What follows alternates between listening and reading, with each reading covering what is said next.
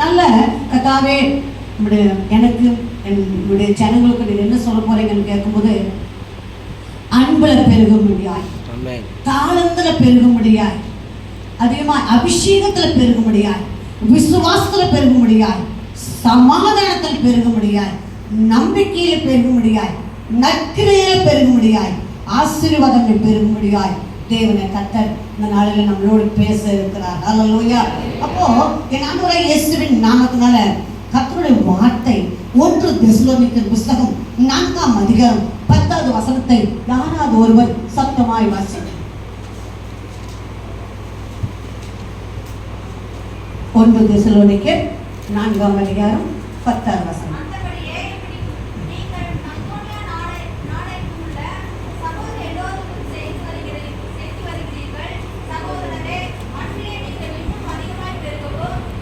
ஆமென். ஹல்லேலூயா.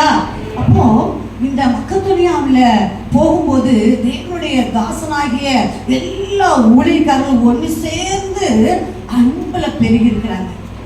அதனால பவுல் சொல்றாரு, நீங்க அன்புல அதிகமாய் பெருகி இருக்கிறீங்க, இது போதாது, இன்னுமாய் அன்புல நீங்க பெருக வேணும்னு சொல்லி என்னோட நான் சபையில ஜெபிப்பதுல, தர்மம் செய்வதுல, ஊழியத்துல தாங்குவதுல, ஊழியக்காரர்களை கனம் பண்றதுல, இன்னுமாய் சபையில விண்ணப்பம் பண்றதுல, அபிஷேகத்துல, ஒருவருக்கொருவர் வாழ்த்து சொல்றதுல அந்த சபை பெருகி இருந்தது.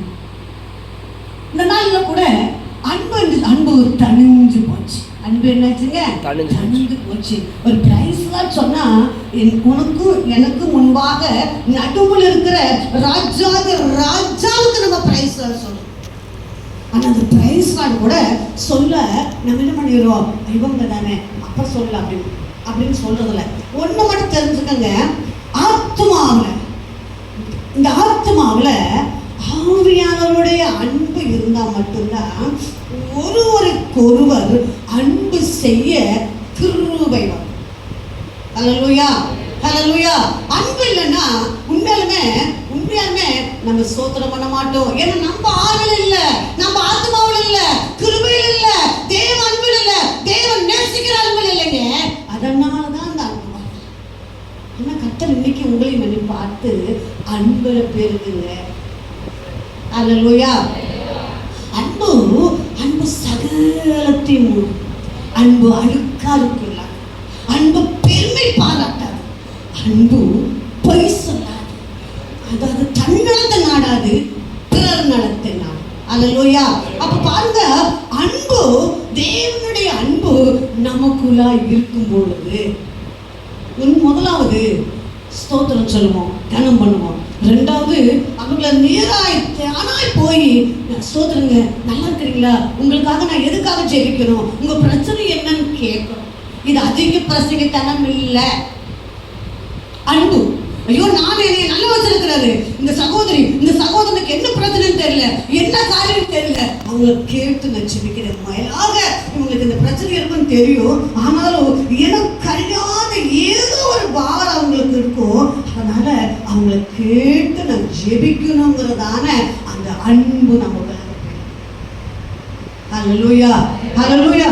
ஒரு சமயம் நான் கிராம ஊழியர்களில, எனக்கு கிராம ஊழியர் தெரியாது, இப்பதான் எனக்கு தெரிவிக்கிறதா கிராம ஊழியர் சொல்லி நம்ம எல்லாம் ஜெபிப்பேங்கிறதுல பரிசுத்தாவில ஜெபிப்பேன். அப்படி ஜெபிக்க வைக்கிற போது கிராமங்களில் போனேன். அப்போ இந்த ட்ரெயின் எடுத்துலைங்களா, அந்த பக்கம் நிறைய பேருக்கு இயேசுவின் நாமம் சொல்லும்படியாக என் தேவனை கர்த்தர் ஏவனபடினால் அவங்க ஒவ்வொரு வீடுகளுக்கு போய் ஜெபிக்க போனேன்.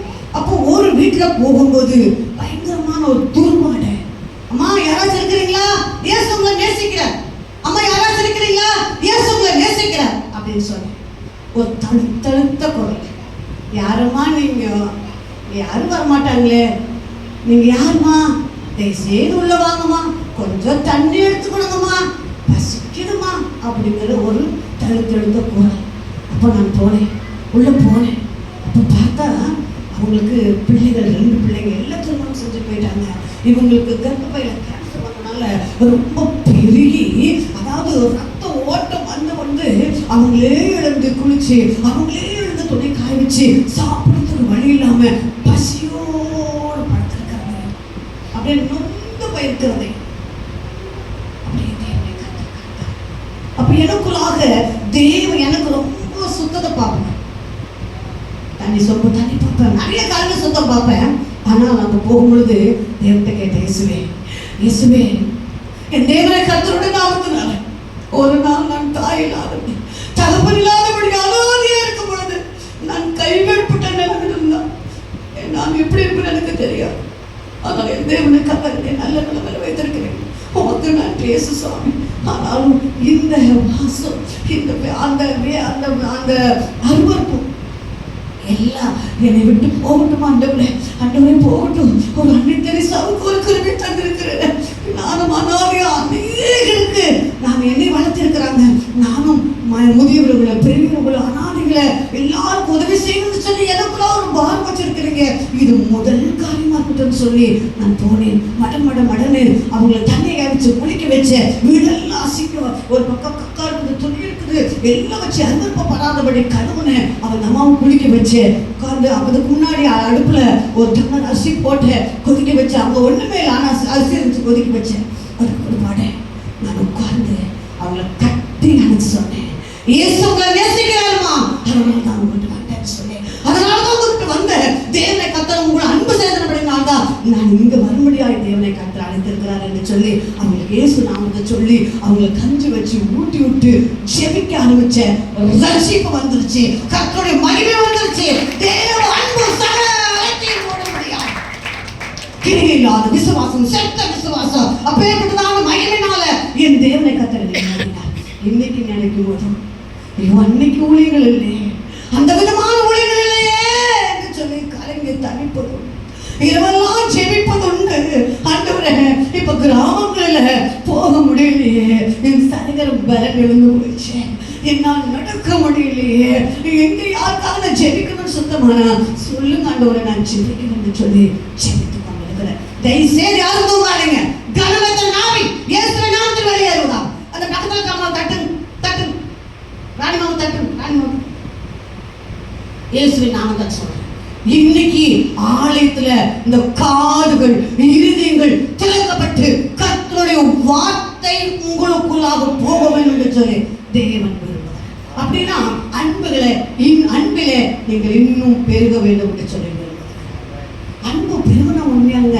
அதுல என்னென்ன ஆசீர்வாதம் வரும்னு சொன்னா ஆண்டவர் சொல்றாரு, 1 கொரிந்தியர் புஸ்தகம் 1ஆம் அதிகாரம் 7வது வசனத்தை வாசி. முதலாவது அன்புல பெருகுங்க என்று சொல்றாரு.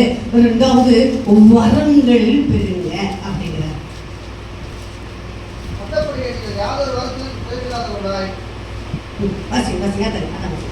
நம்முடைய கர்த்தராகிய இயேசு கிறிஸ்து வெளிப்படுவதற்கு காத்திருக்கிறீர்கள். நம்முடைய கர்த்தராகிய இயேசு கிறிஸ்துவினாலே நீங்கள் குற்றம் சாட்டப்படாதவர்களாய் இருக்கும்படி உதவி பரிவந்தம் அவர் உங்களை சிறப்படுத்துவார். 1ஆம் அதிகாரம் 1 கொரிந்தியர் 1ஆம் அதிகாரம் 7வது வசனம் வாசி. அந்தபடியே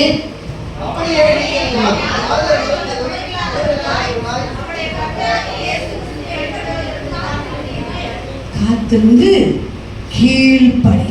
அல்லேலூயா. அப்ப பாருங்க, கர்த்தருடைய நாமத்தினால ஃபர்ஸ்ட் பரிசுத்தாவினுடைய அன்பு.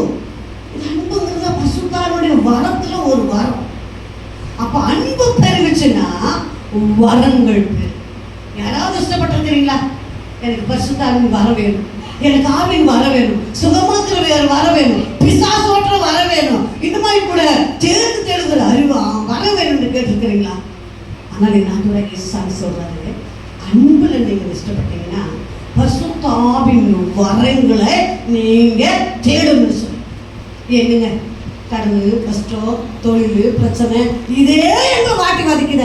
நாங்க என்னங்க வரங்க, எங்க ஊழிக்க இருக்கிறாங்க, போதக இருக்கிறாங்க, அவங்க ஜெபம் பண்ணுவாங்க, அவங்களுக்கு வரம் இருக்குதுங்க, நான் போய் ஜெபம் பண்ணா போதுங்க, எனக்கு அது சுகமளிக்கிற வரம், எனக்கு வியாதி சுகமாயிடுங்க அப்படி உங்களுக்கு நீங்க உண்மையான எழுப்புதல் அக்கினி திருச்சபையில் இருக்கிற ஒவ்வொரு சகோதரனையும் ஒவ்வொரு பிள்ளைகளையும் விசேஷ அழைப்பு அழைத்திருக்கிறார். அழைப்பு சொல்லுங்க, இந்த நெற்றிமலை கைவி சொல்லுங்க, நான் விசேஷித்தவன், நான் கர்த்தருக்குள்ள விசேஷித்தவன். அல்லேலூயா, அல்லேலூயா. அப்ப அன்பில பெறும்போது அநேக ஊழியங்களை பார்த்தீங்கன்னா ஒரு ஊழியக்காரருக்குள்ள ஒரு விசேஷ வரம் இருந்தா அந்த ஊழியக்கார்ட்ட ஆத்மா போக முடியாதபடி அந்த ஊழியக்கார அப்படி, இந்த ஊழியக்கார அப்படி, அந்த சபை அப்படின்னு சொல்லி ஆத்மாக்களை போக முடியாதபடி சத்தியத்தை எங்க வேணா போய் கேளுங்க. ஆனா பிதா குமாரன் பரிசுத்தாவின் நாமத்தினால கேளுங்க. அதே போல ஆவியில வளருங்க, வரங்க கிருபையில பெருங்கன்னு சொல்லி பரந்த மனப்பக்குவம் உள்ள சபை இருக்கிற தேவனுடைய ஊழியக்காரர்கள் மட்டும்தான். ஆனா இன்னைக்கு பாத்தீங்கன்னா, ஐயோ அந்த சபைக்கு போறீங்களா, இந்த சபைக்கு போறீங்களான்னு சொல்லி குற்றம் சாட்டி குறை சொல்லி அந்த போறதன் மேல கெட்ட பேரை உண்டாக்கி அந்த சபைக்கே போறீங்க.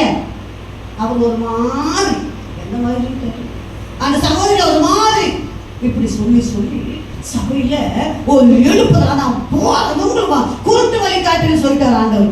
நீங்களும் போக மாட்டேங்கிறீங்க, போறவங்களும் விட மாட்டேங்கிறீங்க. இந்த மாதிரி காரியங்கள் இருக்குது. ஆனா என்ன பொறுத்தளவு முக்கியம், என்னை ஆண்டவராகிய இயேசுவின் நாமத்தினாலோ நீங்கள் ஒவ்வொருவரும் நிருபங்களாக, ஊழியக்காரர்களாக, இங்க இருக்கிறவங்க எல்லாரும் கிளை சபை வைத்து இயேசுவின் எழுப்புதல் சபையில ஒரு கிளை சபையில நீங்க எல்லாம் சபையில ஊழியம் பண்ணணும், பல இடத்துல ஊழியம் செய்யணும். நீங்கள் போய் இன்னுமாய் ஆத்மாக்கள் நீங்க நிறையப்படும். அதுதான் தேவனுடைய. அப்போ அன்பு நாமத்துல அன்பு இருந்துச்சுன்னா, தேவனுக்குள்ளாக அன்பு இருந்தாதான் ஒருத்தருக்கு ஒருத்தர் கனம் பண்ண முடியும். ரெண்டாவது தேவனுக்குள்ள அன்பு இருந்தாதான் அப்போ பரிசுத்த ஆவியினுடைய அபிஷேகம் வரும், வரங்கள் பெறும். அப்ப இன்னைக்கு வரங்களை நம்ம கேட்போமா, இயேசுவே எனக்கு இந்த வரத்தை தாங்க. நான் என்ன கேட்டுருக்கேன், அப்பா எனக்கு கேட்காம நிறைய கொடுத்தீங்க. உண்மைதான், சுகமாக வரும், விசுவாசங்களை முறிக்கிற வரும், அந்நிய வாசம் வரும், தெருக்குதாசம் வரும். நான் கேட்காம என்னை வீட்டு தேடி கொண்டு கொடுத்தீங்க, நன்றி. ஆனா எனக்கு பேராசம் இருக்குதப்பா. அது என்ன வரனா, குருடங்க பார்க்கணும், செவிடங்க கேட்கணும், முட்டவங்க நடக்கணும், செத்தவங்க பேசணும். இப்பேற்பட்ட ஆசை வைராக்கி எனக்குள்ளாக நாளுக்கு நாள் பெருகி கொண்டிருக்கு. அதுதான் கேட்கிறேன், கொடுங்கப்பா. உலகமும் தேசமும் இன்னுமாய் கூட எத்தனை கம்யூனிஸ்ட் வாதினாலும் சரி, இயேசு நாமத்தை சொல்லாத, இயேசு நாமத்தை சொல்லாத, டாக்ஸ் கொடுக்காத, ஊழியம் பண்ணாத, சபைக்கு வேலைக்கு போகாதுன்னு சொல்லி தடை பண்ணிட்டு இருக்கிறாங்கப்பா. ஆனா நீங்க பேர்பட்ட அற்புதம் செஞ்சீங்கன்னா ஜனங்க கண்ணு காது கேட்கும், அவங்க கண்ணு பார்க்க முடியல, அவங்க காது கேட்க முடியல, அவங்க கால் நிக்குமா, ஓடி ஆலயத்துக்கு ஓடி வந்தாங்க அற்புதத்துக்காக. அப்ப அற்புதத்துக்காக வந்துட்டாங்கன்னா அப்போ அவங்களுக்குள்ளாக நம்ம போய் சொல்ல வேண்டியதுல இருக்க வச்சு அந்த மேய்ப்பனுடைய, நான் மேய்ப்பன் சத்தியம் சொல்வாரு, அந்த மேய்ப்பன் அந்த பட்டிக்குள்ள மிக அழகாய் நடத்தக்கூடிய கிருபையும் பரலோக ராஜ்யத்துக்கு வழி நடத்துற வல்லமையும் தேவனை கற்றுத்தாரு. அல்லேலூயா. அப்போ தேவனுடைய நாமத்தினால முதலாவது அன்பில் பெருகும்படியாக, இரண்டாவது தாளத்துல பெருகும்படியாக, மூன்றாவது என் ஆண்டவராகிய இயேசுவின் நாமத்துல அபிஷேகத்துல பெருகும்படியாக. அல்லேலூயா. சங்கீதங்கள் புத்தகம் 23ஆம் அதிகாரம் 5வது வசனத்தை வாசிங்க.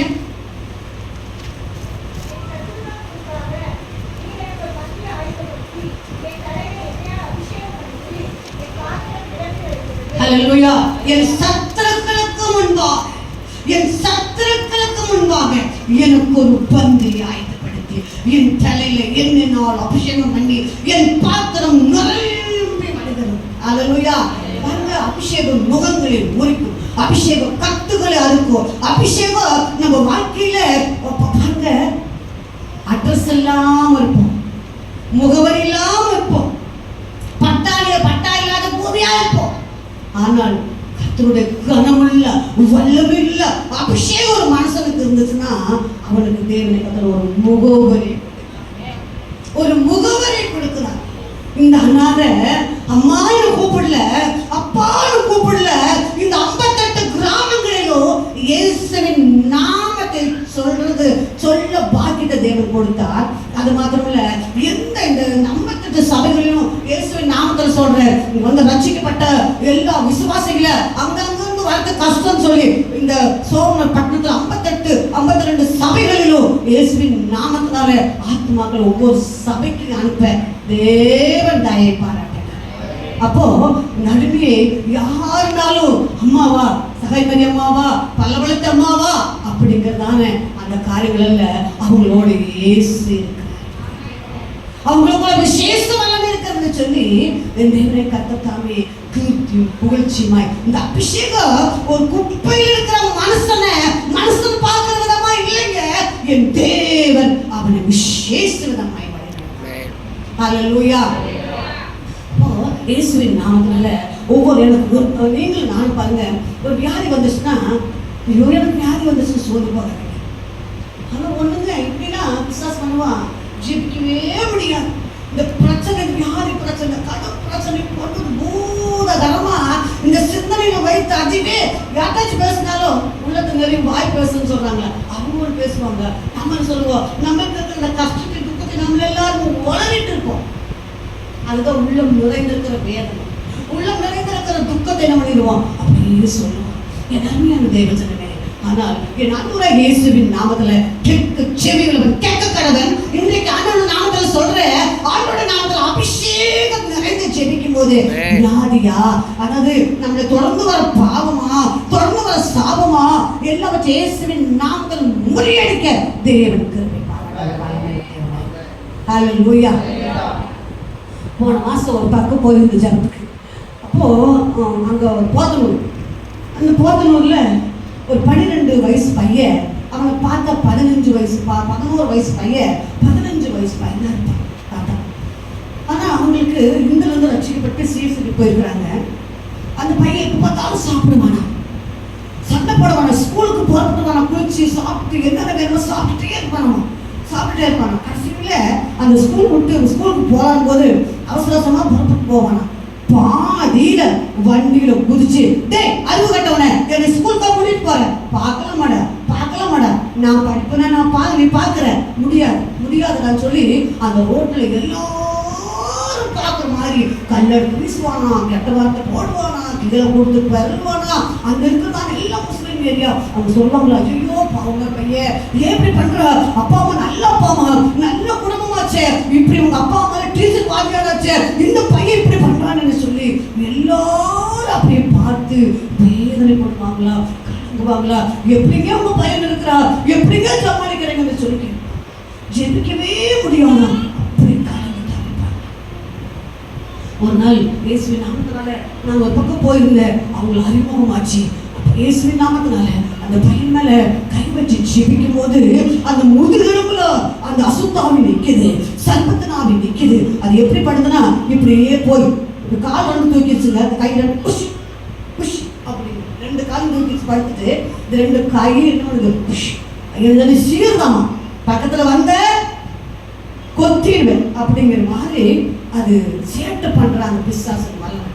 அப்ப இயேசுவின் நாமத்தை சொன்னேன், ஏய் உன்னுடைய முதுகெலும்பு உட்கார்ந்துட்டு இந்த மகனை இப்படி விருதாவா பண்ணிட்டு இருக்கிற பொல்லாத சர்ப்பத்தின் ஆவியே, இயேசுவின் நாமத்துல கர்த்தருடைய பட்டை வருது, உன்னை வெட்டுறாரு அப்படி சொன்ன நம்ம துடிச்சு அப்படியே கீழே வந்து மேல வந்து அப்படியே சாதாரணமா ஏசப்பா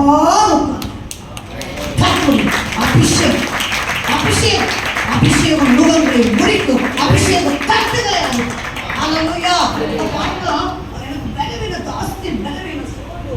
காலையில உங்களுக்கு ஒரு பக்கம் போயிருக்கிற, ஒரு பக்கம் சௌரிபாளையம் போயிருக்கிற, அப்புறம் போத்தனூர் போயிருக்கிற, இப்படி பல ஊர்களில் போயிருக்கிற, போய் ஊழியம் பண்ணிட்டு இருக்கிற, ராத்திரி வழி தூக்கமில்ல. ஜனங்க ஒவ்வொருத்தரா வராங்க, ஜெபிச்சுட்டே இருக்கிற, அவருடைய வார்த்தை சொல்லி ஜெபிச்சுட்டே இருக்கிற, அவங்களுக்குள்ள ஒரு வல்லமை வந்து, அவங்களுக்குள்ள பிசாசு வருது. சில பேர் கொஞ்ச நேரம் பேசுறாங்க, உட்கார்ந்து ஜெபிக்க முடியல, இருக்குது, ரொம்ப டயர்டு, பசிக்கு சரியா சாப்பிட முடியல. ஆனா ஒரு ஆத்மா வரும்போது ஜெபிக்கும் போது கல்வாரி அக்கினி அபிஷேகம் என் மேல வரும்போது ஒரு புதிய பலன் உண்டாயிருது.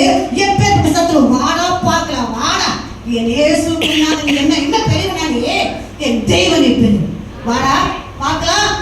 என் இயேசுவாச்சு, என் இயேசுக்கு வந்தா இயேசு உன்னை பசுமாக்கிடுவார்.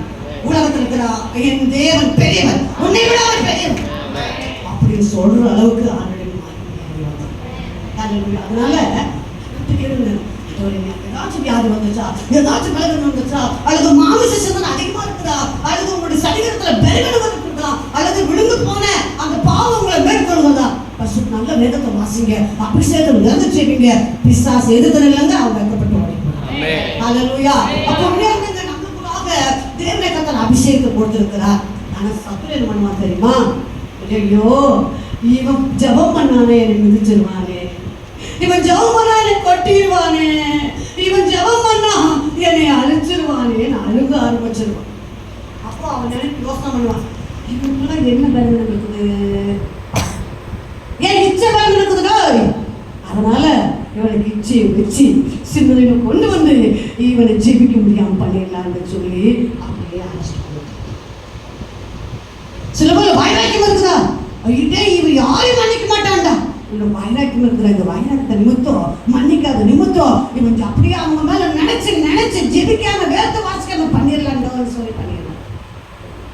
அவன் கொள்ளவும் அழிக்குமே வேற எதுக்கும் வரமாட்டான். அதனால அப்படி என்ன பண்ணுவான், அவன் நம்ம சிந்தனை ஏதோ ஒரு நம்முடைய பலவீனங்களை அவங்க அறிஞ்சு வச்சு நம்மளை அரெஸ்ட் பண்ண பார்ப்போம். ஜெபிக்க முடியல பயப்படாதீங்க, என்ன பண்ணுங்க, துதிங்க, ஸ்தோத்திரம் பண்ணுங்க, துதிங்க ஸ்தோத்திரம் பண்ணுங்க. அதிகமா நிறைய தூங்குற துதி ஸ்தோத்திரம் பண்ணுங்க, துதிங்க ஸ்தோத்திரம் பண்ணுங்க, துதிங்க ஸ்தோத்திரம் பண்ணுங்க. துதிச்சு துதிக்க துதிக்க துதிக்க பரிசுத்த ஆவியானவர் உங்களை நிரப்புவாரு. எந்த ஆவியும் உங்களை அப்படியே மடங்கடிக்க பார்த்துட்டோ அவனை மேற்கொள்ளுகிற வல்லமை உங்களுக்கு. நான் அப்பா போல உலகத்துல பாத்தியா, நான் விழுக நினைச்சியா, என் அப்பா என்னை எழுந்திருக்க பண்ணுவார் அப்படின்னு அறிக்கை பண்ண.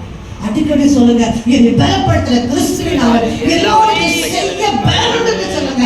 என்னை பலப்படுத்துற அடிக்கடி என் தேவனை கர்த்தரின் வாயில போற வார்த்தை இதுதான், என்னை பலப்படுத்துற கிறிஸ்துவினால எல்லாவற்றையும் செய்வேன். ஹல்லேலூயா. அப்போ ஆவியின் அபிஷேகத்துல பெருங்க. இரண்டாவது விசுவாசத்துல பெருங்க. 1 தீமோத்தேயு புத்தகம் 1ஆம் அதிகாரம் 14வது வசனத்தை வாசிங்க.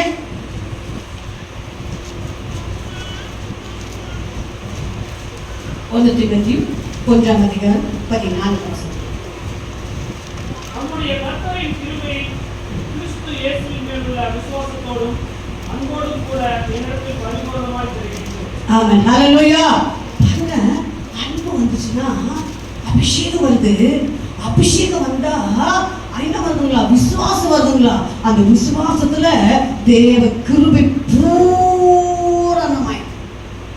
இன்னைக்கு அநேக இடத்துல போனேன்னு சொன்னாங்க, ஏங்க ரட்சிக்கப்பட்டீங்களா, சபைக்கு போறீங்களா, ரட்சிக்கப்பட்டீங்களா, சபைக்கு போறீங்களா அப்படின்னு கேட்கறாங்க. அப்போ பாருங்க, முடிவு முட்டு முளைத்து இருக்கிறவங்க தான் ரட்சிக்கப்பட்டாங்க. ஹல்லேலூயா. அபிஷேகம் வச்சுட்டு நம்ம சபைக்கு போறோம்னு நம்ம சொன்னாலும் நம்ம முடிவு பூர்ணமாய், நம்ம முடிவு சம்பூர்ணமா இருக்கும். அப்ப விசுவாசம்ங்கிறது உண்மையாலுமே அந்த விசுவாசம். ஒரு அம்மா சொன்னாங்களா, ஒரு அம்மாட்ட ஊழியர் சொன்னாங்களா, அம்மா எல்லாரும் சொன்னாங்களாமா, விசுவாசத்தினால கடுகளவு விசுவாசம் இருந்தா இந்த மலையை பார்த்து பேருந்து போ அப்படின்னா அது போயிடுமா அப்படின்னு சொல்லி அந்த போறவர் சொன்னார். அப்ப இந்த அம்மா சொன்னாங்க, நம்ம வீட்டுக்கு வரதுக்கு முன்னாடி பெரிய பாறை இருக்குது, இந்த பாறை எப்படியாவது எனக்கு பார்த்து சொன்னாரு, எப்படியாவது தவுத்துறணும் பார்க்கலாம், அந்த தவுத்துருவான்னு பார்க்க முடியாது, இவர் சொல்றாரு கேட்கலாம் அப்படின்னு சொல்லி 3 நாள் உபவாசம் முடிச்சாங்களா. கதவை விட்டு உட்காந்துட்டாங்களாம். கதவை மூடிட்டு கொஞ்சமா திறந்து வச்சுட்டாங்களா. அப்ப ஜெபம் பண்ணிட்டு எங்கே போயிருந்தா பார்க்கலாம் அப்படின்னு பார்த்தாங்களா. மழை அப்படியே எனக்கு அப்படியே தெரியுது, மழை போகாது அப்படின்னு திருப்பி ஜெபம் பண்ணாங்க. சடா ஓட அபிஷேகம் லது ஒரு அப்பா நடா நான் மணி பாஸ் பேசினாங்களா. திருப்பியும் மழையை போ அப்படின்னு கட்டில் போட்டாங்களா. திருப்பியும் அப்படியே அந்த கதவை திறந்து பார்த்தாங்களா. அந்த மலை அந்த பாறை அப்படியே இருந்துச்சு. எனக்கு அப்பவே தெரியும் அப்படின்னு ஞாயிற்றுக்கிழமை அபிஷேகம் நிறைஞ்சு அப்படியே வல்லமையான ஒளி பண்ணிட்டு இருக்கிறான். இந்த அம்மா எந்திரிச்சு குழந்தை சொல்லுதாங்க, பஸ்டையா நீங்க சொன்னீங்கல்ல, அதுக்கு விசுவாசம் வந்தா இந்த மலையை பார்த்து பேர்ந்து போன்னு சொன்னீங்களே, நான் சொல்லிட்டே இருந்தேன் போகிறதுக்கு தெரியுங்கய்யா, ஆனாலும் நீங்க சொன்னபடி சொன்னேன், ஆனா ஒன்றும் போகல அப்படின்னு. அப்போ சொன்னாரா, வாயிலே கேட்டு வச்சுட்டியம்மா, வாயிலே போகாது எனக்கு அப்பவே தெரியும் சொன்னீங்கல்ல, அது போகாம. அல்லேலூயா. இன்னொரு சமூகத்தை சொல்ற விசுவாசத்துல ஒரு தோட்டம், பெரிய தோட்ட காடு வச்சிருக்கிறவங்க குடும்பங்கள்ல 7 பிள்ளைகள், அதாவது 6 ஆண்கள் ஒரே ஒரு பெண். அப்போ அவங்க இந்த அம்மா எப்படியாவது கடைசி ரட்சிப்பு என்பதா இயேசுவின் நாமத்தினால அவர் சுத்தத்தை ரட்சித்துட்டார். அப்ப ரட்சிப்பு இவ உங்க அப்பா அம்மா சொல்லிட்டாங்களே, இதே போய் இந்த சாமியா கூடுற, நாம சொத்தும் இல்லை சுகமும் இல்லை என்னுடைய வீடும் இல்லை போறீங்களே அப்படின்னு அவங்க அம்மா அப்பா சொல்லி அனுப்பிட்டாங்க. நமக்கு என்ன செய்ய தெரியல.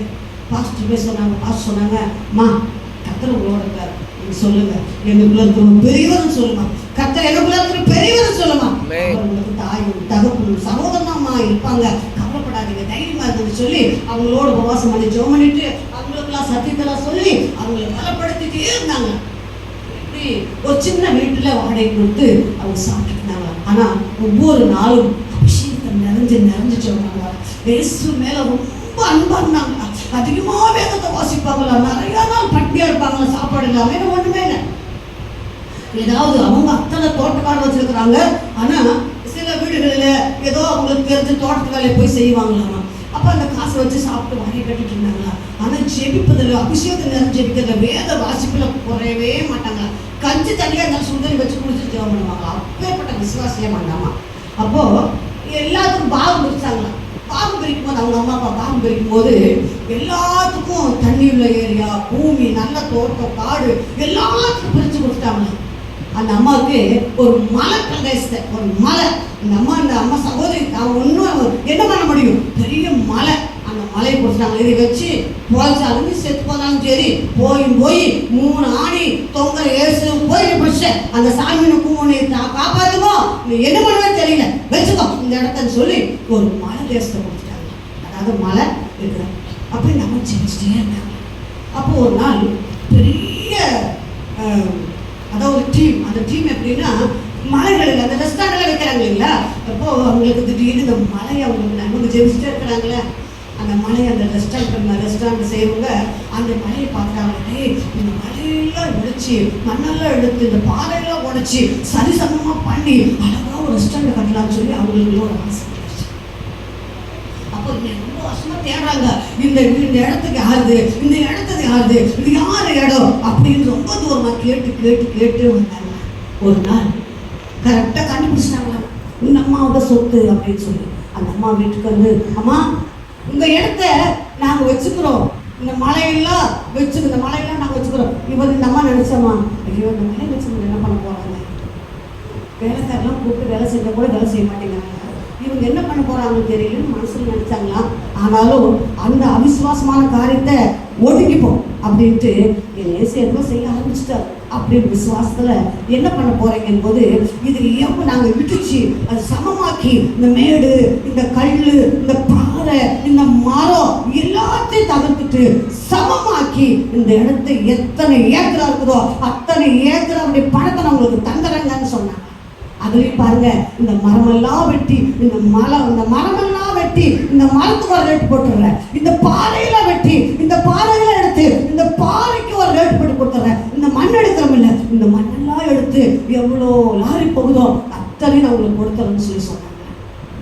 அப்போ பாருங்க, எல்லாத்தையும் சரி பண்ணி அப்போ எல்லா குடும்பங்களையும் காட்டிலும் பல கோடி, அதாவது ஒரு எவ்வளோ கோடின்னு தெரியாதா அத்தனை கோடி கொண்டு வந்து கொடுத்து அவங்க இது பண்ணாங்க. பாருங்க, விசுவாசம் உலகத்தை ஜெயிக்க. அந்தம்மா இந்த மலை போகாதுன்னு ஜெபம், மலை போகாதுன்னு தெரியும் சொன்னாங்க, போகல. ஆனால் இந்த அம்மா விசுவாசம் ஜெயிச்சாங்க. எப்படின்னா,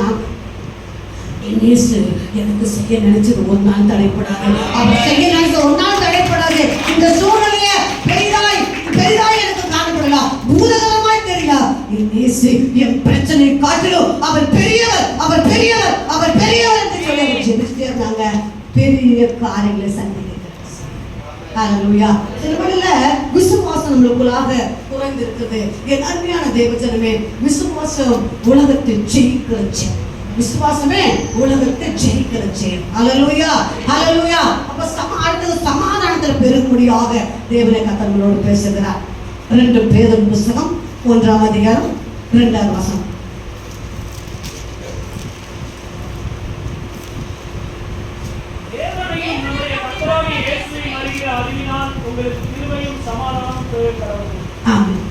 சமாதானம் இல்லாம, சந்தோஷம் இல்லாம, நிம்மதி இல்லாம எங்க போனா நிம்மதி கிடைக்கும், எங்க போனா சமாதானம் கிடைக்கும்னு சொல்லி ஜனங்கள் இன்னைக்கு பரிதவித்து கொண்டிருக்கிறாங்க. ஆனா அவங்க தேடுற நிம்மதி கிடைக்கிறது.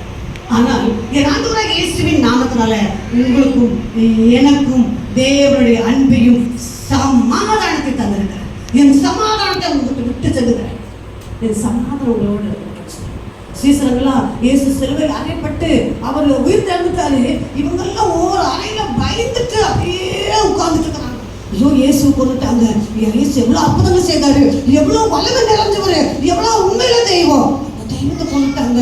அந்த தெய்வம் நம்ம கிட்ட இப்ப இல்ல, நம்மளே இந்த யூத ஜனங்கள் கொண்டு போட போறாங்கன்னு பயந்து அப்படியே உட்கார்ந்துட்டு இருந்தாங்க. பயந்து கேளுங்க, காதற்கெல்லாம் கேளுங்க. இயேசு நாமத்தை சொல்றேன், உங்க கவலையும் உங்க கஷ்டத்தையும் அங்கேயே போட்டுருங்க. தேவனை உங்களை உருவாக்க நினைக்கிறேன். எதையோ யோசனை பண்ணிட்டு கிளம்பிட்டு இருக்காதீங்க. கர்த்தர் என்னை மேய்ப்பராக நான் காட்சி. அப்ப சீசன்கள் எல்லாம் பயந்து நிற்கிறாங்க. ஆனா திடீர்னு பூட்டப்பட்ட அறையில இயேசு பிரசன்னமாய் உங்களுக்கு சமாதானம். ஹல்லேலூயா, ஹல்லேலூயா. அப்போ நீங்க தேடுற சமாதானம், நீங்க தேடுற நிம்மதி இயேசு தந்துட்டாரா? தள்ளிங்க. ஹல்லேலூயா, ஹல்லேலூயா. அப்போ சமாதானம் பெருகணுமா? சமாதானம் பெருகணும். சமாதானம் எப்ப பார்த்தாலும் குடும்பத்துல இந்த பொருளாதார நிமித்தம் கணவன் மனைவி புரிஞ்சுக்க முடியல, மனைவி பிள்ளைகளை புரிஞ்சுக்க முடியல. ஏன்னா எந்த நேரம் அந்த பொருளாதாரத்தினுடைய கடன், கஷ்டம், வேதனை, துக்கம்.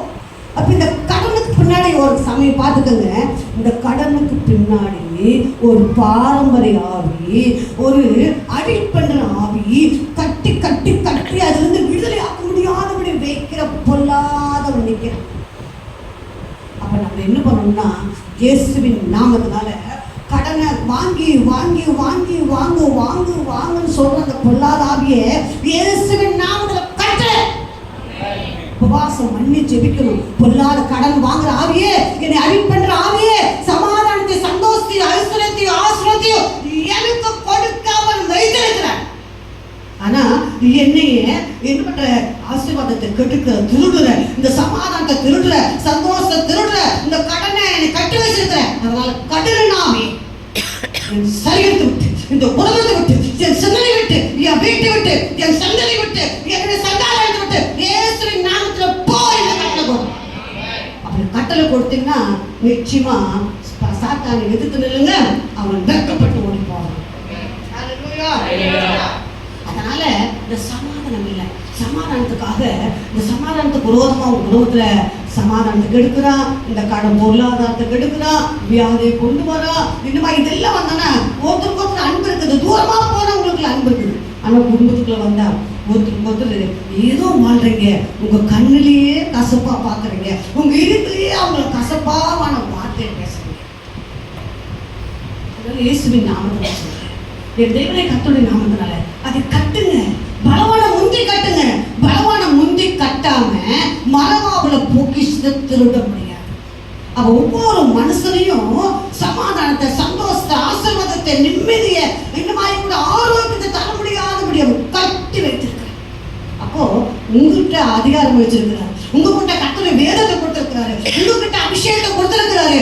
நீங்க உங்க கட்டுகளை அவிழ்க்கிற வல்லமை உங்களுடைய வாயிலும் உங்களுடைய கரத்திலும் கர்த்தருடைய சத்தியத்திலும் இருக்கிறது. அதனாலதான் ஆசீர்வதிக்கப்பட முடியாது. அதனாலதான் சமாதானம் இல்லாம எல்லாருமையான தேவத்திலுமே சமாதானத்தை விட்டு செல்லுறதுன்னு சொல்லிட்டாரு ஆண்டவரே.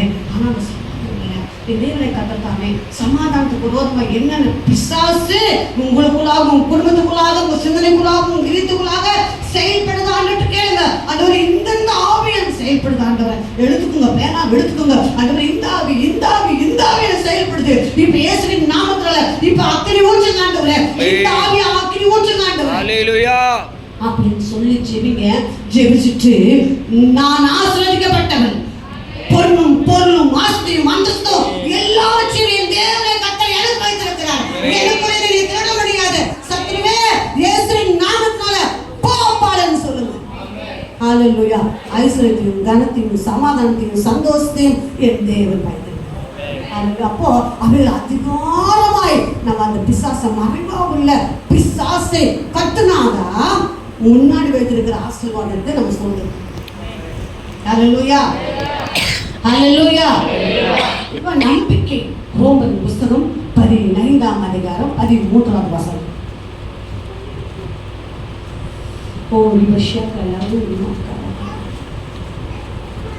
பரிசுத்த ஆவியின் பலத்தினாலே உங்களுக்கு நம்பிக்கை பெருகும்படிக்கு நம்பிக்கையின் மேலும் விசுவாசத்தினால் உண்டாகும் எல்லாவித சந்தோஷத்தினாலும் சமாதானத்தினாலும் உங்களை நிரப்புவாராக. ஆமென், ஹல்லேலூயா. பலத்தினாலே உங்களுக்கு நம்பிக்கை பெருகும்படியாக.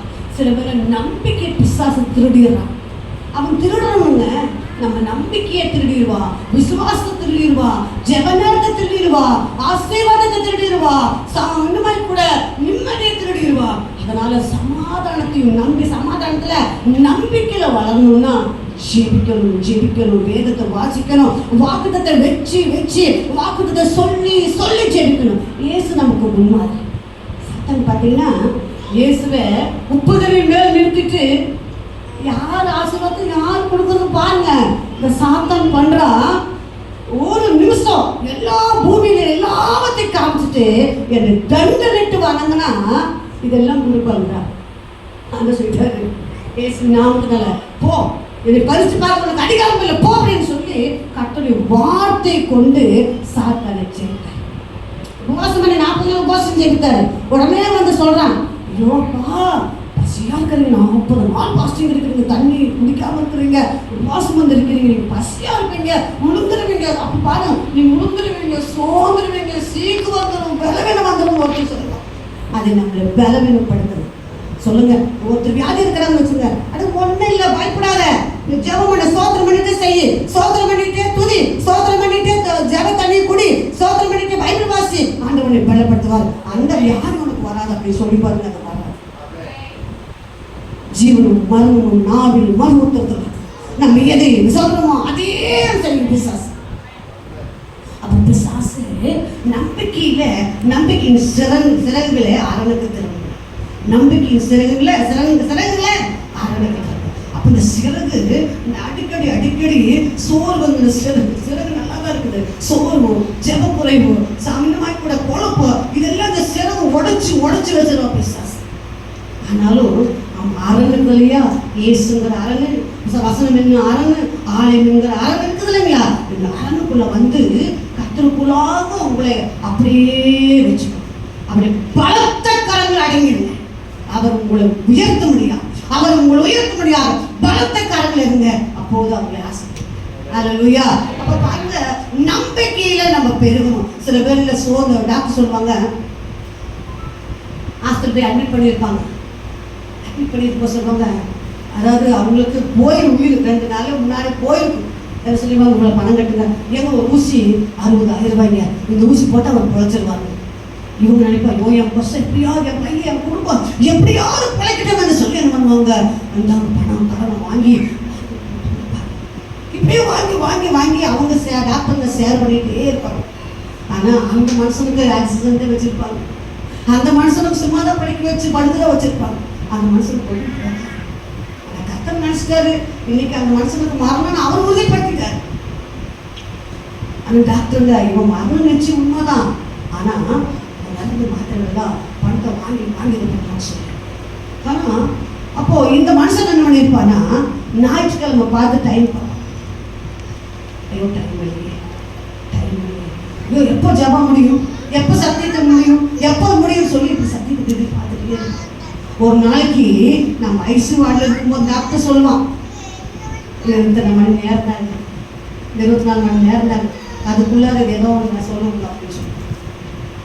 நான் இன்னைக்கு ஆலயத்துக்கு வரதுக்கு டைம்ஸ் பார்க்கறேன்னா, ஒரு நாள் ஐசியில் டாக்டர் நமக்கு டைம். ஆனால் நாங்கள் இயேசுவின் நாமத்தினால, தேவனுடைய நாமத்தினால, பரிசுத்தமான ஓய்வுனால, பரிசுத்தமாய் நாம் அனுசரிக்கும் போது அவருடைய நாமத்தினால நான் அப்பா என்ன பேச தெரியுங்களா?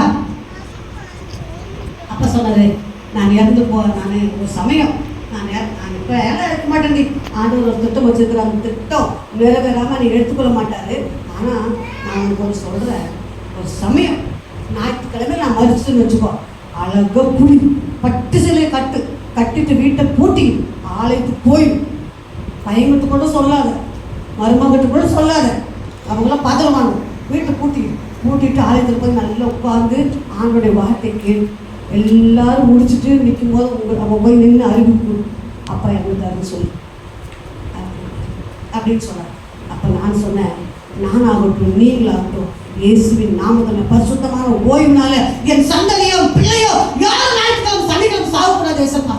ஏன்னா பரிசுத்தமான ஓய்வுனால உண்மையுது அந்த நேரத்தை தருவது. இந்த ஞாயிற்றுக்கிழமை ஆராதனையில சாவு கல்யாணம் அப்படிலாம் போகும் பொழுது பிசாசு ஆசீர்வாதத்தில் செத்தால் சாகர ஆளுங்க உட்கார்ந்து அதுதான் கடைசி நிமிஷம், அப்பாவுடைய கடைசி நிமிஷம். உனக்கு 15 நாள் செத்து போயிடுவாருன்னு சொல்லி ஆண்டவர் எனக்கு அழகாக பேசிட்டார். ஆனால் தம்பி வெளியூர் ஊருக்கு போயிடப்ப கரெக்டாக திருவிருந்து வாரம், நீங்கள் எல்லாருமே சாட்சி, கரெக்டாக திருவிருந்து வாரம். அந்த திருவிருந்து வாரத்தில் அப்பா என்ன பண்ணிட்டாரு, ரொம்ப அதிக பிரச்சனை. எங்கள் அப்பா வலிக்கு தூக்கத்துக்கு 2 மாத்திரை போட்டார், வலிக்கு 2 மாத்திரை போட்டார், சுகர் மாத்திரை போட்டார், சுகர் ஊசி போட்டார், உடம்புல பலன் இல்லை. அப்போ எவ்வளவு பலவீனமாக இருக்கும் பாருங்க. அப்போ ஆனால் ஒரு செய்தி கொடுக்குறதுன்னா ஒரு மாசம் செய்தி எழுதி எழுதி எழுதி இப்படி சொல்லலாமா இந்த வார்த்தை கரெக்டாக இருக்குமா அப்படின்னு எனக்கு கேட்டுட்டே இருப்பார். அப்போ நான் சொல்லுவேன், ஆமாங்க இல்லைங்க இதை சொல்லி சரி அது வேண்டாம் இதை சொல்கிறேன். அப்போ அவர் என்ன சொல்வார், ஆமாங்க இது கரெக்டாக இருக்குன்னு சொல்லுவாங்க. அது 2 பேர் ஒரு செய்திக்கு 1 மாதம் எங்களை ஆயத்தப்படுத்திக் கொள்ளணும். சும்மா வார்த்தைகள் சும்மா போகக்கூடாது அப்படின்னு சொல்லி அப்பா அப்படி பண்ணிட்டு இருக்கும் போது இந்த மனுஷன் மாசம் முழுசும் செய்தி ஆயத்தப்படுத்திருந்த மனுஷன் சனிக்கிழமை என்ன பண்ணிட்டாரு, வலி தாங்க முடியாம மாத்திரை போட்டான். காலையில எழுந்துருங்கிற அப்படியே மயக்க நிலையில உயிர் இருக்குது, மயக்க நிலையில இருக்கிறாரு. எனக்கு போச்சுடா, ஐயோ இப்படி படுத்துட்டாரு. ஏங்க எந்திரிங்க, இன்னைக்கு ஏசப்பாவுடைய நாள், இன்னைக்கு திருவிழா படுக்கிற நாளுங்க. நம்மளை நம்பி எத்தனை பேர் அண்ணன் அனுப்பியிருக்கிறாங்க, ஆலயத்தை கொடுத்துருக்கிறாங்க. எழுந்துருங்க. நான் அழுவக்கூடாது, நான் பதறக்கூடாது. எனக்கு மீறி அப்பா பதறிடுவார். நான் நின்று வச்சுக்கோங்க, தைரியமா அப்பா அதிகமாக தைரியமா நிற்பார். அதனால பாத்ரூமுக்கு போனேன், பைப்பை நல்ல வேகம் 3 பைப்பை திறந்து விட்டேன். பாத்ரூம்ல முழங்கால் படிவிட்டேன். ஏசப்பா எனக்கு பரிசுத்தமான ஓய்வினால் அப்பா அவருடைய சத்தியத்தை சொல்லணுமே, அவருடைய சமூகத்தில் உட்காரணுமே. நீர் எங்களுக்கு கொடுத்த பாரத்தையும் எங்களுக்கு கொடுத்த பொறுப்பை நாங்கள் செய்யணுமேன்னு சொல்லி அழுது. அப்படி அழுகும் பொழுது அப்ப சொன்னார், மகளே இது ஹார்ட் அட்டாக் வந்தது. ஒரு 10 நிமிஷத்துல நான் பார்த்து அயன் பண்ணிட்டேன். அவர் கொஞ்சம் உப்புமா செஞ்சுட்டு பாஸ்டருக்கு வேண்டாம்னு சொல்லி உப்புமா செஞ்சுட்டேன், குளிக்க வச்சுட்டேன். அப்படியே எழுந்துட்டு போய் குளிக்க வச்சுட்டேன், உப்புமா ஊட்டிட்டேன், கையில் ட்ரெஸ் எல்லாம் அயன் பண்ணிட்டேன், எல்லாம் போட்டுட்டேன். நான் போய் துண்டு எடுக்கலாம் வீட்டுக்குள்ள வரும்போது அவர் பார்த்துட்டு ஒரு வீட்டுக்கு வராரு. அப்படிக்கு தான் ஒரு காரியம். அப்போ சொன்னாங்க, நான் ஓடி போய் தண்ணி மோக்கலான்னு போறேன். என் ஆண்ட சொன்னாங்க, மெதுவா அமைதியாரு, இது ஹார்ட் அட்டாக்கு. இனி 15 நாள்ல நான் எடுத்துக்கொண்டு போடுவேன். நீ ஒப்பு கொடுக்கணும், உனக்காக தான் உயிர் வச்சிருக்கிறேன், ஒப்பு கொடுக்கணும். இப்போ தண்ணி கொடுக்காத, தண்ணி மட்டக்குன்னு குடிப்பா, டக்கு நின்று போயிடும். இது ஹார்ட் அட்டாக்கு, தண்ணி கொடுக்காது. அதே மாதிரி ஆண்டவர் மேல நான் நம்பிக்கை வச்சு அவருக்கு எல்லாம் பண்ணி நான் சொன்னேன், ஐயோ தண்ணி குடிக்கிறேங்க, தண்ணி வேணுங்க. நான் போய் சொன்னேன், ஞாயிற்றுக்கிழமை போய் சொன்னேன், எங்க கேஸ் நின்று போச்சுங்க, தண்ணி வேற புழு வந்துச்சுங்க. நான் ஆசிரியக்கு நான் போட்டு பார்த்தீங்களா, தண்ணி புழு இருந்துச்சு. இப்போ வீட்டுக்கு போனேன், பிரபு வீட்டுக்கு போனேன், தண்ணி கொதிக்க வச்சு குடுக்க சொல்றேன், குடிப்பாங்க. கொஞ்ச நேரம் பொறுத்துக்கன்னு சொல்லி ஜோஸ்மா பதில் ஃபோன் பண்ணேன், வாங்க அப்பா வாசல் வீட்டுக்கு கூட்டிட்டு போய் சர்ச்சு கூட்டிட்டு போகணும். அவரால் நடக்க முடியல, என்கிட்ட 10 ரூபாய் காசு இல்லை, காருக்கோ ஆட்டோக்கோ காசு இல்லை. அதனால் ஜோஸ்மா நான் கூப்பிட்டேன், பார்த்தார், இங்கே வந்து உட்கார வச்சிட்டாரு. அப்போ பாருங்க, ஜெபம் பண்ணி கட்டி பிடிச்சி ஜெபம் பண்ணேன். ஏசு நான் அன்னி பாஷை பேசினேன். எங்க ஆட்டோக்கு வந்துச்சுன்னு அப்பாவுக்கு தெரிஞ்சா பயந்துருவான்னு அன்னி பாஷையில பேசினேன். ரிக்க பலதி மகாபதி அகாபாதி வாதி ரதந்தாரி தருரிமா சத்ருவே மரணத்தை எடுக்க கூடாது. தேவன் 15 நாள் வச்சிருக்காரு. இன்னைக்கு பரிசுத்தமான ஓய்வு நாள், நீ எடுக்கணும் அதிகாரம் சாத்தானுக்கு சவாலுக்கு கட்டளை கொடுத்தேன். 2வது மகனுடைய அப்பாவுடைய சரீரத்துல கட்டளை கொடுத்தேன். பலவீனமே, எத்தனை மருந்து கொடுத்திருந்தாலும் சரி, எத்தனை மாத்திரை சாப்பிட்டிருந்தாலும், எத்தனை பலவீனம் வந்தாலும், எத்தனை மரண பயம் வந்தாலும், நீ சரீரத்தை நீ தொட உனக்கு அதிகாரம் இல்லை.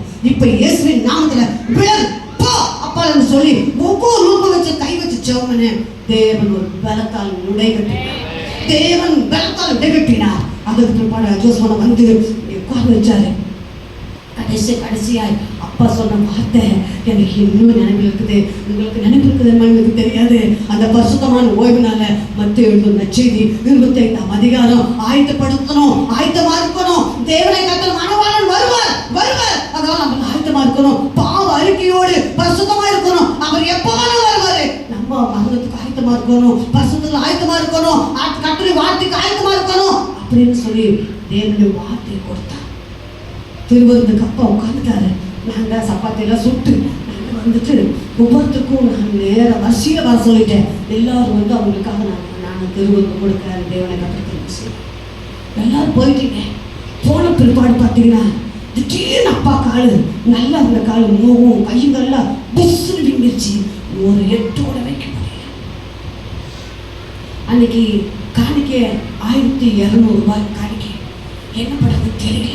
இயேசுவே அப்பா, சிலர் ரதங்களை குறித்தும் சிலர் குதிரைகளை குறித்து மேன்மை பாராட்டுவாங்க. நானும் என் தேவனை குறித்து நான் மேன்மை பாராட்டி வைத்திருக்கிறேன். உங்களுடைய கனமான உங்களுக்கு செய்கிறேன். நான் ஒரு 10 பைசா கடன் வாங்க மாட்டேன். நீங்காச்சு அந்த தேவையாச்சுன்னு சொல்லி ஒரு கையை தூக்கி ஜோபனை விட்டுட்டேன். ஆனால் அந்த ஒரு பொண்ணு சொன்னாரு, என் மகன் ஈஸ்டுக்கு போன் பண்ணு, ஈஸ்ட் ராஜுக்கு போன் பண்ணு, சகலத்தையும் எல்லாம் நான் நடக்க வேண்டியது எல்லாம் நடக்கும், பயப்படாத அப்படின்னா. அதே மாதிரி அவருக்கு ஃபோன் பண்ணோடனே சிஸ்டர் பயப்படாதீங்க அப்படின்னு சொல்லி அவரே கோயம்புத்தூர்ல வந்து கார் எடுத்து வந்து ஒட்டஞ்சத்தத்தில் ஹாஸ்பிட்டல் கூப்பிட்டு போனாரு. அங்கே என் தேவனை கர்த்தர் அழகான ஒரு ஹாஸ்பிட்டலை கொடுத்தார். அந்த ஹாஸ்பிட்டலில் ஊழியக்காரங்களை கனப்படுத்தி செலவெல்லாம் ஏற்றுக்க முடியாக ஒரு வீட்டை கொடுத்து அங்கேயே சாப்பாடு ஆக்கி வச்சுக்கலாம், அங்கேயே தண்ணி காய வச்சுக்கலாம், குளிச்சுக்கலாம், பாத்ரூம் இருக்குது, ஒரு வீடு மாதிரி எங்களுக்கு கொடுக்கறது செய்யலாம். நான் நேரமும் பகல் ஜெபிப்பேன். அப்போ வீட்டில் இருக்கும்போது அந்த ஹாஸ்பிட்டல் இருக்கும்போது பார்த்தீங்கன்னா அப்போது ஆத்மாக்கள் அந்த ஹாஸ்பிட்டல் இருக்கிறவங்க எல்லாரும் வந்து ஜெபிப்பாங்க. ஜெபிப்பேன். அவரும் அந்த கஷ்டத்தில் சொல்லுவார், என் தேவனை கர்த்தர் நாமத்தினால. அப்போ நான் சொன்னேன்ல பரிசுத்தமான ஓய்வு நான் சாப்பிடாதுன்னு சொல்லி ஜெபிச்சேன்ல, அதே மாதிரி வேற நாள் அந்த 15 நாள் கழிச்சு என் தேவனை கர்த்தத்தாவே அற்புதமாய் ஜீவனை வைக்கிற வச்சுக்கிட்டேன். ஒரு சனிக்கிழமை நினைக்கிறேன், ஒரு திங்கக்கிழமை செவ்வாய்க்கிழமை சரியா நார்மல். அந்த திங்கக்கிழமை அப்பா சொல்கிறாரு, என்னால் முடியலடி ஆசிரியர் போகலன்னு சொல்கிறேன். நான் சொல்கிறேன் வேண்டாங்க, அவங்க ஆர்ட் ஆப்ரேஷன் சொல்கிறாங்க, 30 லட்சம் கேட்குறாங்க, 50 லட்சம் கேட்குறாங்க. என் தேசங்களுக்கு அற்புதமான சுகத்தை ஒரு வாசகத்தை நான் மனசில் நினச்சேன். 12 மாதம் உங்களுக்கு இறந்துருக்குறாங்க. இந்த மருத்துவம் வேண்டான்னு சொல்கிற மாதிரி சொன்னேன். ஏசப்போ ஒரு வழியை திறந்து வச்சுக்கிறேன்னு சொல்கிறாங்க, ஆஸ்பத்திரிக்கு போக வேண்டாம்னு சொல்கிறாங்க. நீங்கள் நம்மளுக்கு தேடி எல்லாம் வரப்போதுங்க, தைரியமாக இருங்க, உங்களுக்கு என்னென்ன வேணுமோ அதெல்லாம் செய்வாங்கன்னு சொல்லி அவரை தூரப்படுத்தி ஜெபம் பண்ணி அன்னைக்கு பறிச்சியில் சுற்றி கட்டில் சுற்றி பொல்லாதார்கள், வான்மல்ல பொல்லாதார்கள், துறைத்தனங்கள், அவர் செய்த பாவத்தினுடைய வல்லமைகள், பாரம்பரியத்தின் வல்லமைகள், அதாவது எங்கள் அப்பா எங்கள் கணவனுடைய அப்பா தலைமுறையில் இருக்கிறதான சாபத்தின் வல்லமை என் பிள்ளைகள் மேல் வரக்கூடாதான்றவன். எங்கள் அப்பாவோட எங்களோட முன்னாடியே இந்த சாபத்தின் தலைமுறைகள் முறியடிக்கப்படுவதாக, வெட்டப்படுவதாக. உங்களுடைய சந்ததி ஆண்டவரே, உங்களுடைய சந்ததி முன் குறிச்சிருக்கிறீங்க. என் பிள்ளைகள் எல்லாம் ஆசீர்வாதமாக இருக்கணும், என் சபையில் ஆசீர்வாதிக்கு ஜெபிச்சேன். கடைசியில் அவங்க ஊழி போகும்போது 10 நிமிஷம் சொன்னேன், சபைக்காக ஜெபிக்கிறீங்களா, எல்லாருக்கும் ஜெபிக்கிறீங்களா? கண்ணீர் ஓடிச்சு அவன் மூச்சு விட முடியல. இந்த ரத்த குழாய், இந்த ரத்தம் கொட்டுது. ஆனால் நான் ஊழி பார்த்தேன். தேவன் அறிவை உணர்த்துற அறிவை எனக்கு போல செஞ்சது. சுற்றி பார்த்தேன். என் மகன் வீட்டில் கட்டில பக்கத்தில் கண்ணாடி பீரோ இருக்குது. இதை பார்த்து அந்த ரத்தம் கொப்பளிச்சுட்டு வந்தாக்க இவர் பார்த்து அதிர்ச்சி ஆயிடுவாருன்னு சொல்லி அங்கேயும் இங்கே பார்த்தேன். ஒரு சிகப்பு துண்டு இருந்துச்சு. அந்த சிகப்பு துண்டை கழுத்தில் போட்டுட்டேன். அந்த ரத்தம் வந்தவருக்கு தெரியாதபடி அது பின்னதாக சபையிலுக்கு ஒவ்வொருவருக்கு ஒரு நோட்டு எடுத்து வச்சேன்.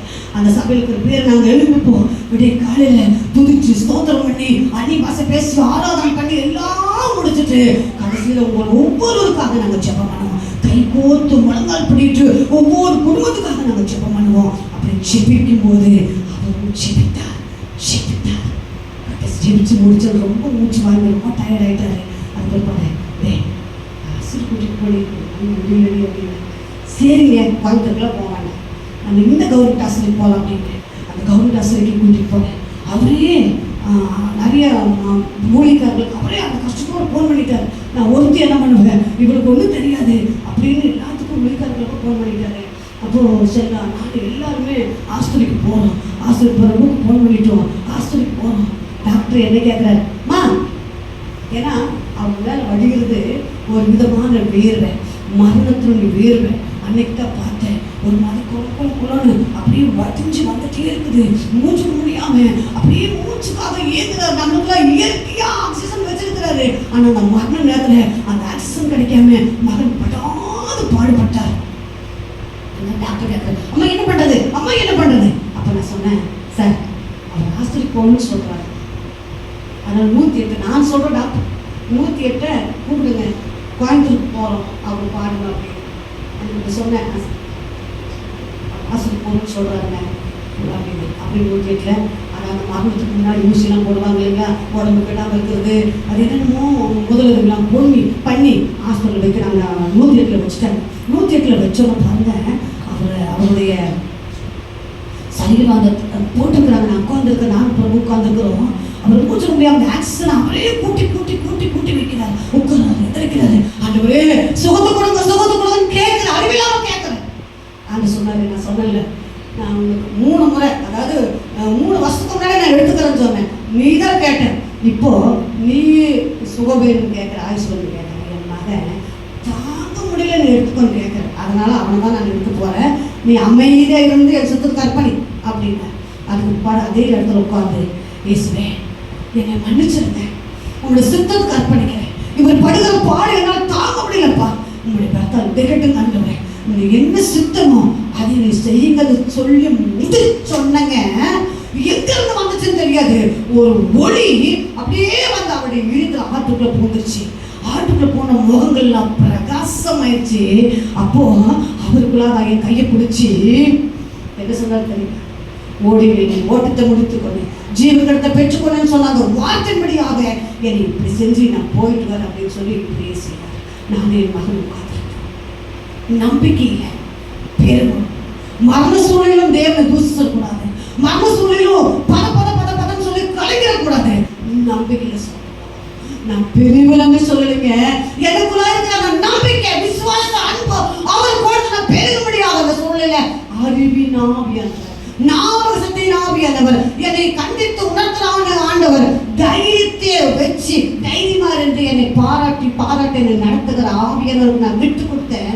அவர் எனக்கு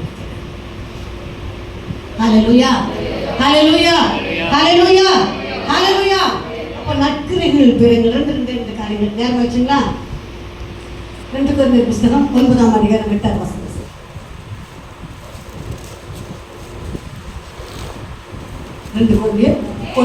மேலும் நீங்கள் எல்லாவற்றிலும் எப்பொழுதும் சம்பூர்ணமுடையவர்களாக சகலவித நற்கிரைகளிலும் பெருகுகிறவர்களாய் இருக்கும்படியாக தேவன் உங்களிடத்தில் சகலவித கிருபைகளையும் பெருக செய்ய வல்லவராய். அல்லேலூயா. நம்ம எல்லாவற்றிலும் எப்பொழுதும் சம்பூர்ணமா இருக்க வேண்டும் சொல்லி தேவன் விரும்புகிறார். ஆனா சத்துரு என்ன பண்றா, சமாதானத்தை கெடுக்கிறா, சந்தோஷத்தை கெடுக்கிறா, வியாதியை கொடுக்கிறா. 2வது உலகத்துல ஒத்த வேஷம் போறோம், ஒத்த வேஷம். உலகத்துல ஒத்த வேஷம் தெரிவிக்க தேவன் பிடிக்கவே பிடிக்கும்.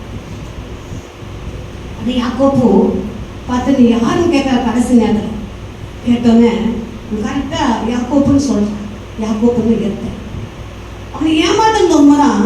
ஆனால் ஆண்டவர் யாக்கோப்பை அவன் உண்மையா நான் யாக்கோப்புன்னு சொன்னோன்னா அவனை ஆசிரியப்பேன்னு சொல்லி அவன் வாயிலிருந்து நீ பேரன் கேட்டால் நீ யாக்கோப்புன்னு சொல்ற. அப்போ ஆண்டவர் சொன்னாரு நீ என்னை இஸ்ரவேல், நீ இஸ்ரவேல்னு சொல்லி யாக்கோப்பு மூலியமாக இஸ்ரவேலுக்கு பேரை கொடுக்குறாரு. அடுத்து சொல்றாரு பிள்ளைங்கிட்ட அந்த இடத்துல இஸ்ரவேலை ஆசீர்வதிப்பதே எனக்கு பிரியம். அப்போ ஆசீர்வதிக்கிறது அவர் பூர்ணமா இருக்க வேண்டும் சொல்லி தேவன் ஹல்லேலூயா, ஹல்லேலூயா. அப்போ தேவனை கர்த்தர் சொல்றாருன்னா, உன் சிலுவையை சுமந்து என் பின்னே வரும்போது நமக்குள்ளாக போராட்டம், வியாதி, விக்கரம், பிரச்சனை எல்லாம் வருங்க. இந்த சிலுவை பின்னே திரும்பி பார்க்காதீங்க. இதெல்லாம் அப்படியே நம்ம பின்னாடியே வரும். லோத்து சொன்னாங்க, தூதர் சொன்னாங்க, திரும்பி பார்க்காம மேலே போ, தப்பிச்சுக்கோ அப்படின்னாரு. இந்த எல்லாருமே எல்லாருமே போறாங்க முன்னாடி, திரும்பி பார்க்காம, பிள்ளைகள் கூட திரும்பி பார்க்காம போறாங்க. லோத்து மனைவி இப்படி திரும்பி பார்த்து ஒப்பு சொல்லிட்டாங்க. இயேசுவின் நாமத்தை நான் சொல்றேன், கர்த்தருக்கு முன்பாக சொல்றேன், இயேசுவின் நாமத்தை சொல்றேன், கர்த்தருக்கு முன்பாக நில்லுங்க. அப்படி இருந்து முழுசு காட்டுங்க. என்னால் இதெல்லாம் குறையா இருக்குது, இதெல்லாம் குற்றமா இருக்குது, இதெல்லாம் இருக்குது ஆண்டவரே. அன்னைக்கு சொன்னேன் அதே டைம்ல நமக்குள்ளாக ஒருத்தர் கொண்டு வந்து நீ தப்பு செய்யற, இது மாறிக்கும்னு சொல்லும் போது உங்களை முழுவதுமா, ஐயோ நான் தப்பு செஞ்சுட்டேன், என்னை ஆண்டவர் மன்னிக்கணுமே, நீங்க என்ன மன்னிச்சுங்க, எனக்காக ஜெபம் பண்ணுங்க நீங்க சொன்னீங்கன்னா நீங்க நல்லா எப்படி அவங்க குறை சொல்லலாம்? என்ன சூழ்நிலை தெரியுமா, என் கஷ்டம் உங்களுக்கு தெரியுமா, இவங்களுக்கு அது வந்தா தெரியும் அப்படின்னு சொல்லாதீங்க. தேவனை கர்த்தர் 2 காரியங்கள் வச்சிருக்காரு. ஒண்ணு, அவருக்கு நீதியாய் ஆசீர்வாதமாய் பரலோக ராஜ்யத்துக்கு போக முடியாத அழைத்தவங்களை கண்டிப்பாரு, உணர்த்துவாரு, எச்சரிப்பார். ஆனா தேவனுடைய வார்த்தைகள் அவங்களுக்குள்ளாக இல்லை அப்படின்னா எச்சரிப்பார். அவங்க கேட்கலன்னா சகாயம் என்று நாசம் அடைவான்னு சொல்லி என் கர்த்தருடைய வேலை சொல்றாங்க. 2 காரியங்களை பார்த்தீங்களா? கீழ்ப்படியும் போது நாங்கள் உங்களுக்கு குறை சொல்றாங்களா, அந்த ஆமாங்க நான் தவறிட்டு இருக்கேன், மன்னிச்சு ஆர்டர் பண்ணிட்டு ஜெபம் பண்ணுங்க, நான் மாறும் ஜெபம் பண்ணுங்க, அந்த சந்தத்தை விட்டு கொடுங்க. நிச்சயமா உங்களுடைய சந்ததியும் அவங்க மரணமாகும் போதும் அந்த சந்ததி ஆசை. இல்லைன்னா ஒரு மனுஷன் மனம் திரும்பாம செத்து போயிட்டேன்னா நீங்க என்னதான் ஜெபம் பண்ணாலும் அந்த சந்ததி சாபம் நம்மளை தொடர்ந்து வந்து, இந்த சந்ததி சாபம் முடியும்னா குற்றங்களை மன்னித்து மனம் திரும்பணும். ஹல்லேலூயா, ஹல்லேலூயா. கடைசியாக சங்கீதங்கள் புஸ்தகம் 107:38 வாசிங்க.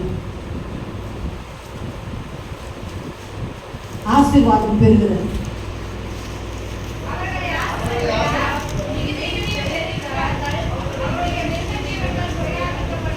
ஹல்லேலூயா. அவர் ஆசீர்வதிக்கிறார், மிகுதியும் பெருகுகிறார்கள், மிகுதியாய் பெறுகிறார்கள், அவருடைய மிருகஜீவன்கள் எல்லாம் குறைவு. ஹல்லேலூயா, ஹல்லேலூயா. நாங்கள் இயேசுவின் நாமத்தினால எங்க பொண்ணு, பொருள், ஆடு, மாடு, வீடு, தோட்டம், காடு எல்லாம் நம்மளுக்காக கொடுத்துக்கிறாருங்க. நம்ம கேட்க நிச்சயமா கொடுப்பாருங்க. இல்லைங்க எனக்கு கடன் பாருங்க போதும், இந்த சின்ன வீட்டை கட்டினா போதும் அப்படி கேட்டேன். ஆண்டவரே ஐஸ்வர்யமும் ஆசீர்வாதமும் சமாதானமும் சந்தோஷமும் எனக்குள்ள கொடுத்துருக்கிறீங்க, அந்த ஆசீர்வாதத்தை நான் எடுக்க என்னை தகுதிப்படுத்துங்க, எனக்கு கொடுங்க அப்படின்னு. ஹல்லேலூயா. இப்போ நம்ம நாள் கேட்க போறோமா ஆண்டவருடைய நாமத்தினால? முதல் கர்த்தருடைய வார்த்தையை சொல்லுங்களேன், அன்பில் பெருகு. 2வது தாளத்துல ஆவின் வரங்களை கேளுங்க. கண்டிப்பா ஆவின் வரங்களை கேளுங்க.